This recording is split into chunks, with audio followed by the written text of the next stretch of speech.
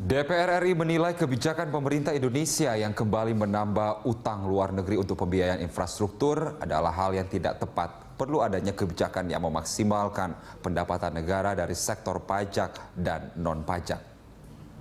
DPR RI menilai kebijakan pemerintah RI yang kembali menambah utang luar negeri untuk pembiayaan infrastruktur tidak tepat, sehingga perlu adanya kebijakan yang memaksimalkan pendapatan negara dari sektor pajak dan non-pajak. Usai mengunjungi warga di Kampung Akuarium, Jakarta, Wakil Ketua DPR RI Fadlizon menyatakan, pemerintah seharusnya membuat perhitungan matang sebelum mengambil kebijakan menambah utang luar negeri Indonesia, agar pembangunan infrastruktur tidak sepenuhnya dibiayai dari utang luar negeri, karena nantinya akan sangat membebani APBN. Pembangunan infrastruktur memang perlu, namun harus ada prioritas pembangunan terhadap pertumbuhan dan pemerataan ekonomi di seluruh Indonesia. Fadli berharap pemerintah tidak menambah utang luar negeri Indonesia, tapi memaksimalkan pendapatan negara dari sektor pajak maupun non-pajak. Itu pemerintah seharusnya bisa mengukur rasio utang kita terhadap PDB dan juga utang yang akan membuat tanggung jawab generasi yang akan datang ini semakin berat.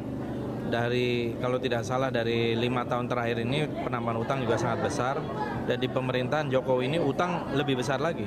Anggota Komisi 1 DPR RI Bim Binyamin menyarankan pemerintah memaksimalkan potensi penerimaan dalam negeri seperti kebijakan bebas visa agar memberikan dampak yang positif terhadap pendapatan negara yang sampai saat ini belum terrealisasi dengan baik. Kebijakan untuk menutup defisit APBN dengan menambah utang luar negeri dinilai tidak tepat. Oleh karena itu, Bim mendesak pemerintah secepatnya mencari solusi selain menambah utang luar negeri. Lebih banyak mencetak sawah, produksi yang lebih banyak, memasuk banyaknya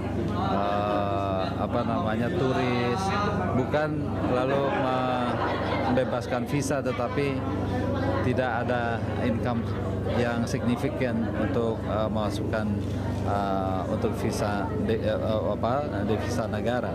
Hilman dan Nurbani, TVR Parlemen.